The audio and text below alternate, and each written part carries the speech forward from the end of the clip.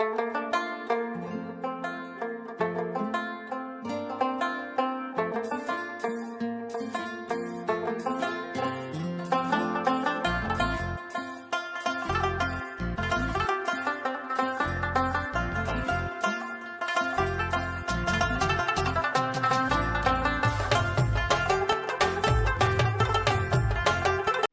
ar-Rahman ar-Rahim.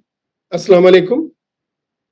Dear colleagues and PGs, today we shall discuss a very important problem in patients of liver cirrhosis. Most of our cirrhotic patients, they complain that they don't feel hungry, they become anorexic. So we shall discuss that why the cirrhotic patients become anorexic, what are the underlying problems and mechanisms which lead to anorexia in cirrhotic patients, and then we shall discuss the strategies, the ways and means, how can we overcome this issue of anorexia, because not taking enough food leads to malnutrition, sarcopenia, and we know that malnutrition and sarcopenia in cirrhotic patients leads to so many other complications like hepatic encephalopathy, like worsening of ascites, like poor immunity leading to different infections. So let's start the discussion on anorexia in cirrhotic patients. As I said, that topic for today's discussion is that why do I not feel hungry? A question from cirrhotic patients. So in this discussion, we shall focus on anorexia, nutrition, and GI symptoms in cirrhotic patients. So the aspects which we will cover in today's discussion is what's the mechanism of anorexia in liver disease? Second, how to support nutrition at home. Third question will be what medications to use. And the fourth question will be what to do when nothing works. Let's start the discussion from the first question. What is the mechanism of anorexia in liver disease? We know anorexia is a problem of paramount importance in patients with advanced cirrhosis, contributing to malnutrition. The reasons for reduced food intake include hepatocellular failure to tense ascites, causing mechanical difficulties in feeding, poor palatability of a low sodium diet, and finally increased brain tryptophan availability for serotonin synthesis. In turn, malnutrition is a risk factor for the development of life-threatening complications and increased mortality. Therefore, all efforts to promote regular feeding must be done. This is the mechanism that why cirrhotic patients, they become malnourished. There are three main factors for it. One is altered metabolism in cirrhotic patients. Second is malabsorption. And third is inadequate dietary intake. Cirrhotic patients, they have altered metabolism, they have got increased catabolism, they've got reduced glycogen storage, they have increased protein breakdown and lipolysis. And all these factors, they lead to the malnutrition. So under the heading of the altered metabolisms because of lipolysis, protein breakdown, reduced glycogen storage, and increased catabolism, they lead to malnutrition in cirrhotic patients. The second main contributing mechanism is that of malabsorption. They have bile acid deficiency, they have pancreatic insufficiency, they have bacterial overgrowth, and portosystemic shunting. And all these leads to malabsorption and malnutrition. The last but the most important factor is inadequate dietary intake.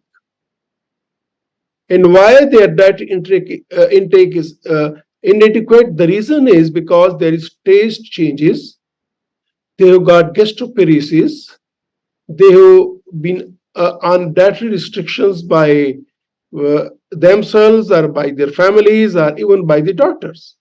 They have got hepatic encephalopathy, they have got ascites and inflammation. So all these factors, inflammation, ascites, hepatic encephalopathy, dietary restrictions, gastroparesis, and taste changes, they leads to inadequate dietary intake, again leading to malnutrition. So in today's discussion, we will focus on this inadequate dietary intake and anorexia, and we will see the role of these factors in developing or leading to anorexia. So first, we take the inadequate dietary intake component. Reduced dietary intake plays a central role in the pathogenesis of malnutrition in cirrhosis.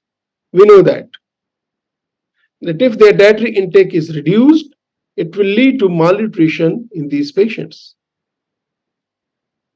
Whilst poor appetite may simply be ascribed to generalized ill health, which these patients have, factors specific to liver disease play a significant role. One is that they are ill, they've got chronic illness. And chronic illness by itself leads to poor appetite, but there are specific factors also in liver disease patients which leads to inadequate dietary intake. Few of these are inflammation, early satiety from ascites, hepatic encephalopathy, adverse gastrointestinal symptoms, taste changes, and unpalatable dietary restrictions. All these influence food consumption. So we shall discuss these in somewhat detail, and we will see how these factors lead to inadequate dietary intake and anorexia. Therefore, the contribution to a negative energy balance needs to be appreciated to identify appropriate interventions to improve dietary intake. So if we want to improve the anorexia, we need to address the mechanisms, that what mechanisms are there which leads to anorexia in these patients. So we start from the inflammation. We know that cirrhosis is a pro-inflammatory state primarily triggered by bacterial translocation from the gut to the circulation due to portal hypertension and increased intestinal permeability. So there is portal hypertension and increased intestinal permeability, and this leads to bacterial translocation, which in turn sets the pro-inflammatory state. Systemic inflammation induces a range of brain-mediated responses, and these include fever, anorexia, taste changes, with particular aversion to sweet flavors.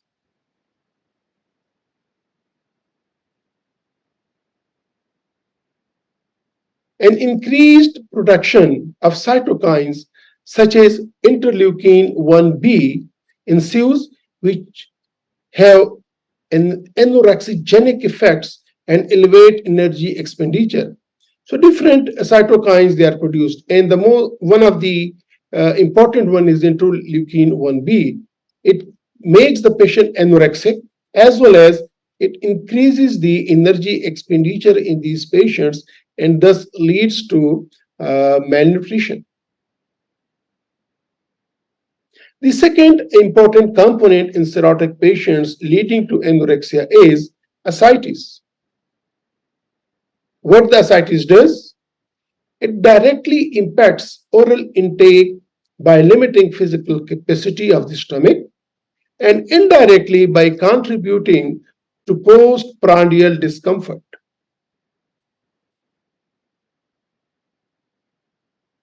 Thus, it leads to depressed appetite and early satiety. So, one is its direct impact, which limits the physical capacity of the stomach, and second is when the patient eats, the patient feels full and early, so cannot complete the food. The another mechanism is, or the factor is, which leads to anorexia is the gastroenteric dyskinesias. What is gastroenteric dyskinesia? We know that abdominal pain, nausea, and bloating symptoms are not exclusive to those cirrhotic patients who have ascites, but these are a frequent complaint in many cirrhotic patients even without ascites. So patients, those who have got ascites, they are more prone to have this abdominal pain, nausea, and bloating. But patients without ascites, even those, they are also having symptoms of abdominal pain, nausea, and bloating. Insulin resistance and subsequent elevated postprandial glucose have been shown to delay gastric emptying and lower spontaneous dietary intake in cirrhotic patients compared to healthy controls. In cirrhotic patients, there's insulin resistance, and it leads to delay gastric emptying. So gastric emptying is faulty in cirrhotic patients. Just like diabetes mellitus, liver cirrhosis is also complicated by long-term autonomic and peripheral neuropathies. We are well aware of this autonomic and peripheral neuropathies complication in diabetes.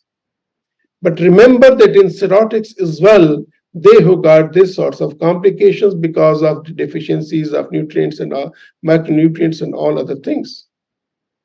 So the autonomic neuropathy in cirrhotics includes both sympathetic upregulation and parasympathetic downregulation. And this leads to an effective vagotomy and possibly accounting for gastric and intestinal dysmotility in cirrhotic patients. So gastroenteric dyskinesias, because of the autonomic neuropathy in cirrhotic patients, which includes sympathetic upregulation and parasympathetic downregulation, mimicking as effective vagotomy, this leads to delayed gastric emptying and incoordination between the intestines and the stomach activities, leading to anorexia and early satiety. Another factor is hunger hormones.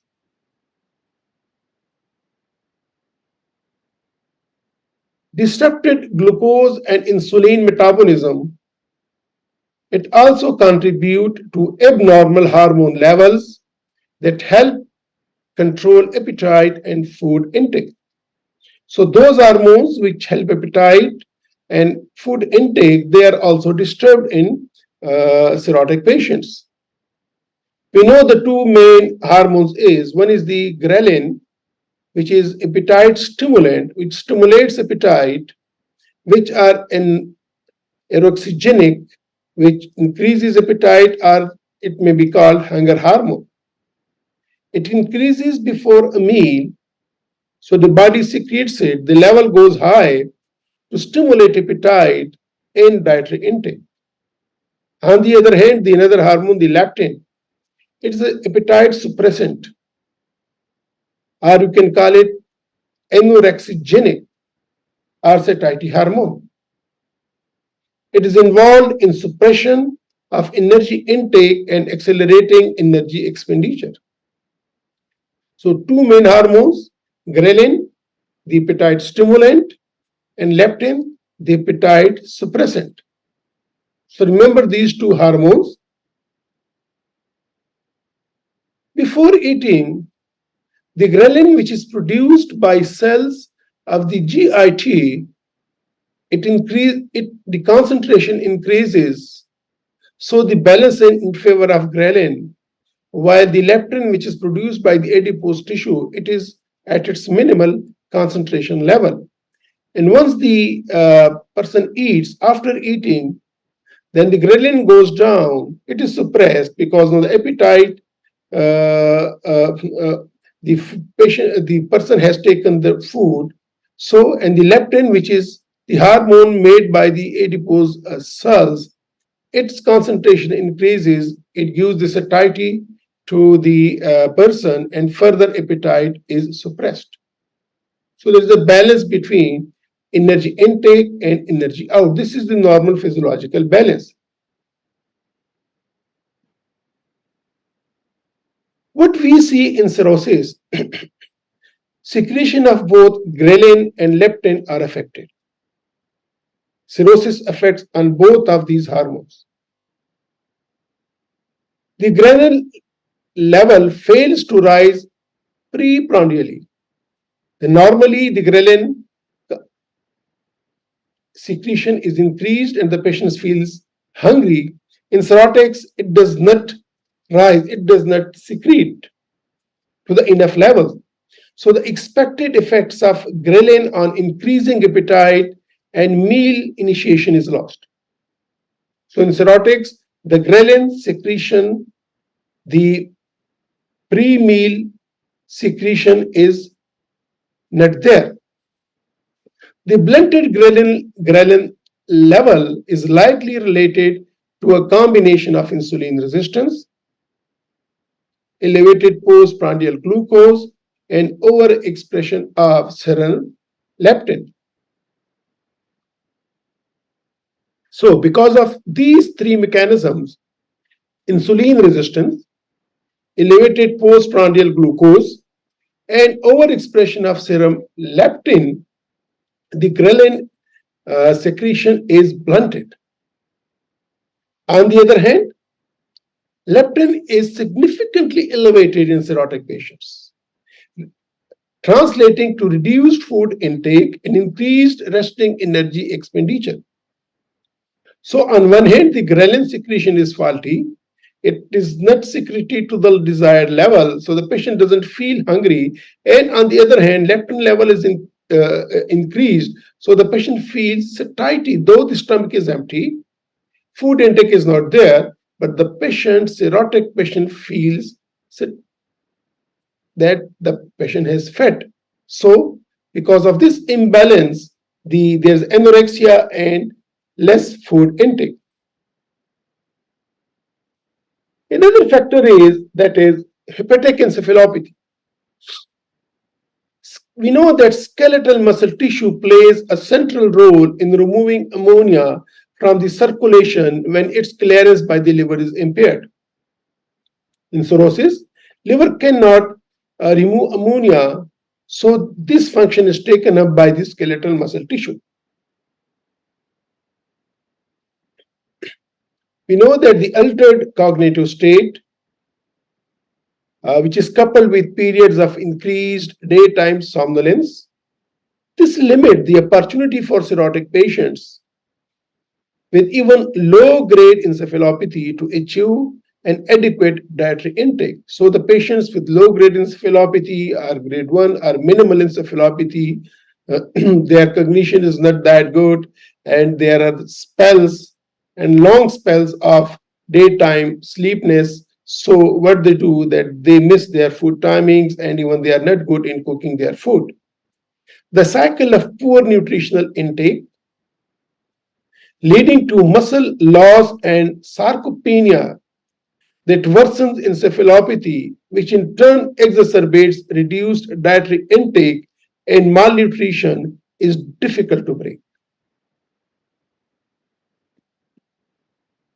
So, inappropriate dietary recommendations due to incorrect beliefs that protein restriction is necessary to improve encephalopathy have the potential to worsen malnutrition in this high risk population. This strategy has no scientific merit, though remains broadly prescribed. So the protein restriction, which is the misbeliefs, and the family members, the quacks, even the doctors, they advise protein restriction. It has got no scientific merit and should be discouraged. I'll share one study with you, a randomized trial by Cordoba, which was published almost 20 years ago in 2004 in Journal of Hepatology. Patients who were hospitalized with encephalopathy, one group was given, one started on protein restriction and other on normal protein. And these patients, there was no benefit of protein restriction in the resolution of encephalopathy when compared to normal protein diet. This study also showed that even short-term protein restriction to 0.5 gram per kg per day, it resulted in elevated muscle tissue breakdown. So recommendations have since then evolved to promote a higher protein intake of 1.5 to 1.2 to 1.5 gram per kg per day to prevent muscles wasting and reverse muscle loss in those who are sarcopenic. So protein restriction should not be advised, rather it should be ensured that the patient takes high protein intake, that of 1.5 to 1.5 gram, 1.2 to 1.5 gram per kg per day. Another factor leading to anorexia in liver disease patients is unpalatable diets. The sodium restriction is often the first dietary advice which is provided to patients with liver disease due to the effect of sodium on fluid retention and subsequent development of peripheral edema and ascites. So because of the fear of ascites and peripheral edema, they are asked they are started on sodium restriction. This is the common practice. Unfortunately, limiting dietary sodium can negatively impact nutritional status. Many low sodium foods are unpalatable and may worsen malnutrition. Sodium restriction alone will only eliminate ascites in approximately 10 to 15% of the patients. So if you don't start the patient on diuretics and wanted that the ascites should be improved and you give the sodium restriction, only 10 to 15% of these patients, the ascites may improve in that. Only few studies have shown even no benefit. There are few studies who have shown that there is no benefit of sodium restriction when the patients are on diuretics. So in one group they advised additional sodium restriction, and to other group they didn't. There was no difference. There was no benefit. So sodium restriction rules comes when probably diuretics are contraindicated or there is some issue. So you can start this patient on sodium restriction, but still there's a level on that. And otherwise, if the patient is on diuretics, probably sodium restriction will not be of any great help. International consensus guidelines since 2006 recommend a dietary sodium restriction of less than 2000 milligram. It means 2 gram per day for management of ascites. So if a patient has got ascites, then you limit the sodium intake to 2 gram per day. You don't make these patients completely on sodium restricted diets. Rather, you restrict to the less than 2 gram per day. Another mechanism is taste changes. We know that the taste changes are another common complaint in cirrhosis. They complain that their taste has gone, their taste is changed. And this taste changes, it generally manifests as a reduction in taste equity for detection and recognition of some or all of the basic tastes: bitter, sour, sweet, and sour. So either all or any of these, the patients don't feel that. We know that zinc and vitamin A are important nutrients which are involved in maintaining taste integrity and are commonly deficient in cirrhotic patients. The zinc and vitamin A, which are required for the integrity of taste, these are deficient in cirrhotic patients.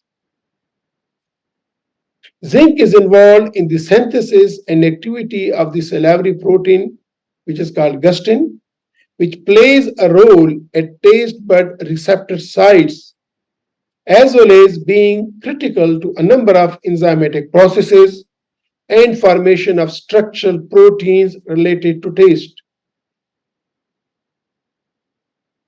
On the other hand, vitamin A is required for the production of mucopolysaccharides in the epithelial cells of taste buds.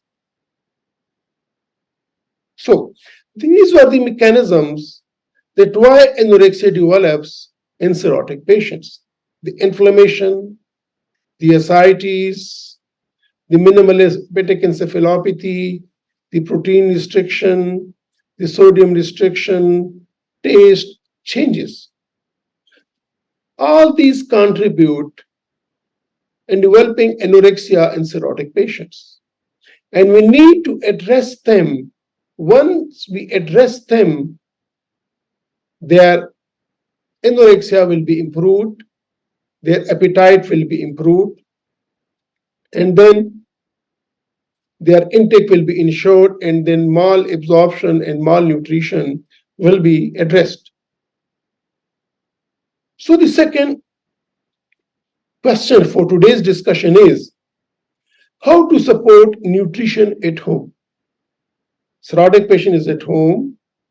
The cirrhotic patient is unable to do transplants or cannot be done for whatever reason may be. Cirrhotic patients are on palliative treatment. How to support nutrition at home?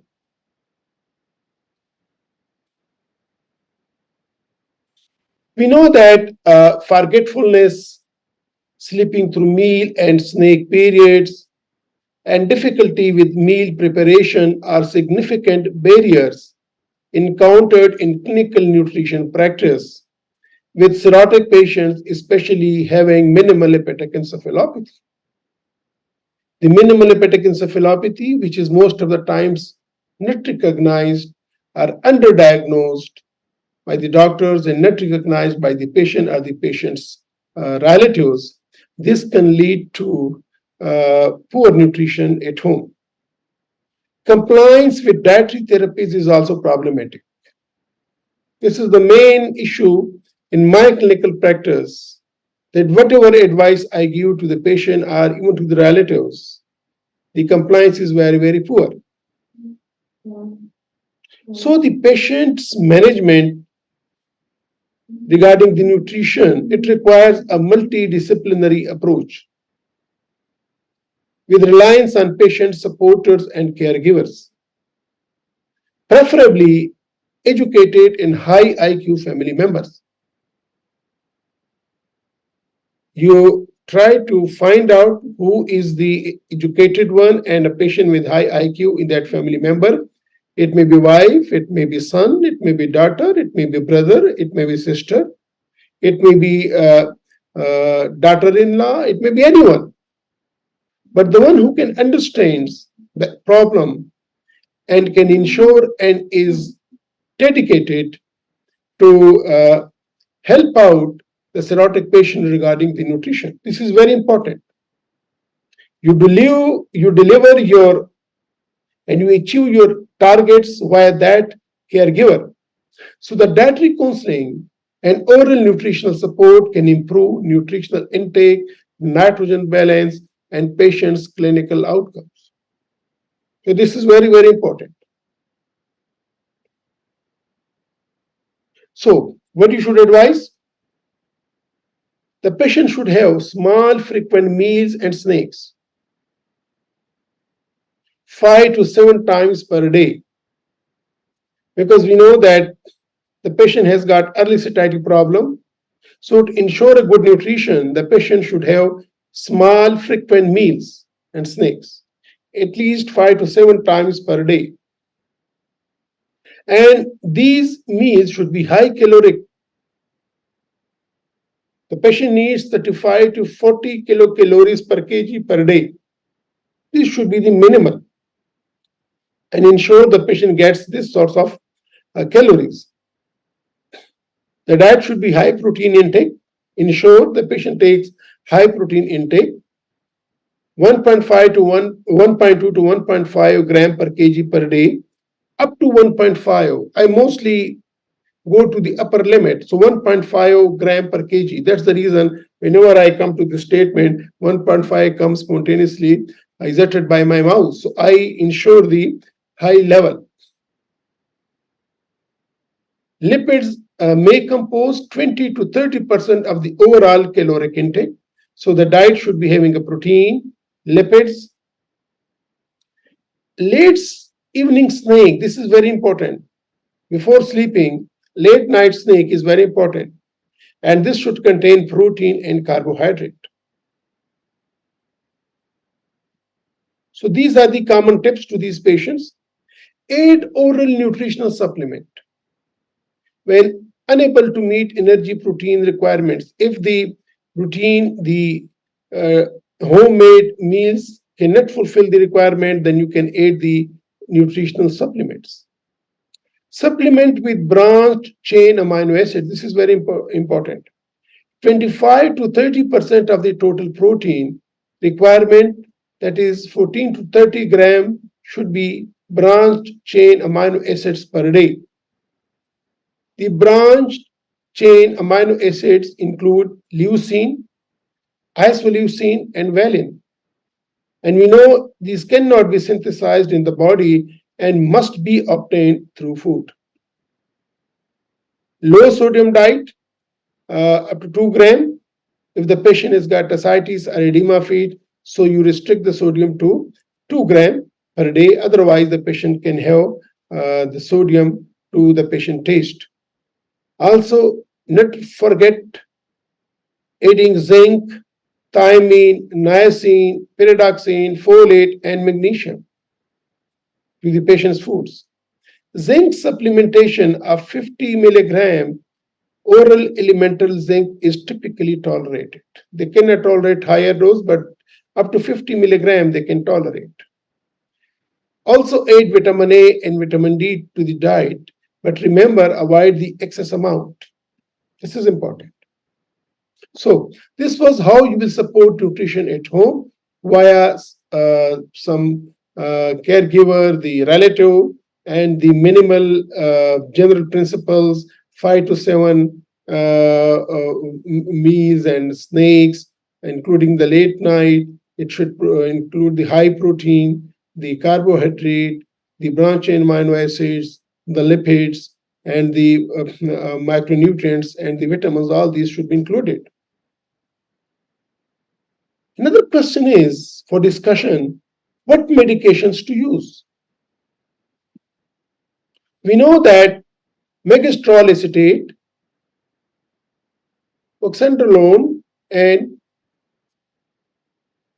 dronabinol are the only FDA-approved appetite stimulants. But these are not safe in cirrhosis because of their side effects.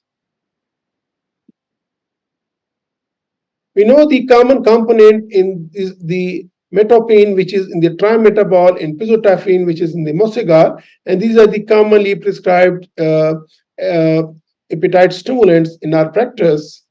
No safety data available. Rather, their side effects of causing drowsiness may precipitate hepatic encephalopathy. So, in real words, there is no drugs which can improve the anorexia or which can improve the food, the appetite. Prokinetics to help out the gastroenteric dyskinesias, enzymes, vitamin supplements, and drugs to treat the known side effects like the ascites, encephalopathy. These may be of benefit. So one is that they help out the complications of the cirrhosis. Second, they can improve the anorexia as well in these patients. Are there any ways to increase the ghrelin, which is the hunger hormone?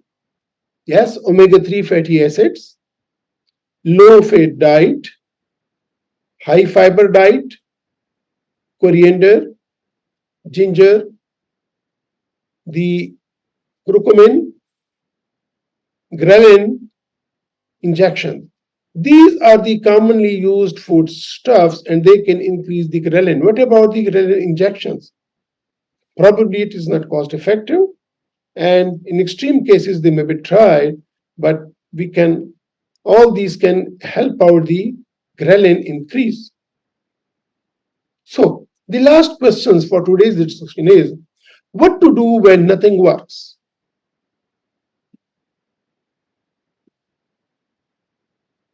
So what to do when nothing works? You initiate enteral feeds through nasogastric tube. If you are unable to meet energy protein needs by oral diet, you have given the oral diet formula, still no, the energy cannot be met. The risk of GI bleeding in NG tube placement is quite low, remember, and should not deter clinicians away from this form of tube feeding. Yes, but prior EVBL, endoscopic facial band ligation and then close monitoring seems best approach. But if the patient has got grade 4 varices and the patient has got history of GI bleed as well, so what you can do in these patients, you do the prophylactic if the patient has not bled, then you can do the prophylactic endoscopic facial band ligation. If the patient had bleeding in past, you ensure there are no varices. If varices have recurred, you band them and then you put the NG tube and you do the close monitoring. This will be the best approach. You may consider nasojejunal tube if severe gastroparesis is there or intolerance of nasogastric feeds. So if there's got severe gastroparesis, patients cannot empty the stomach, you can consider the gastrojejunal tube even.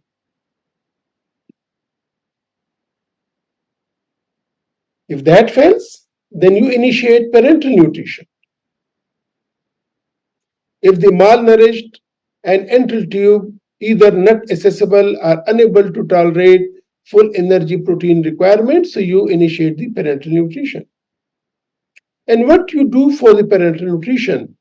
Carbohydrates in the form of glucose to make up for approximately 50 to 60% of non-protein energy requirements, lipids as emulsion of unsaturated fatty acids that make up approximately 40 to 50% of non-protein energy requirements, and the protein, it should consist of the protein as well as an infusion of amino acids that ranges from 1.2 to 1.5 gram per kg per day.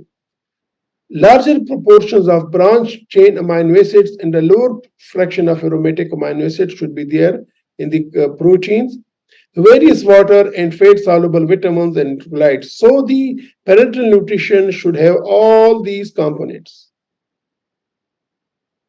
Can the liver transplant be option here? That is the questions to be thought about. So, dear colleagues and PGs, in today's discussion, we discussed the mechanism of anorexia in liver disease, that what are the contributing factors. Then we discussed how to support nutrition at home. Are there any medications to use? To be honest, no drugs available. And what to do when nothing works?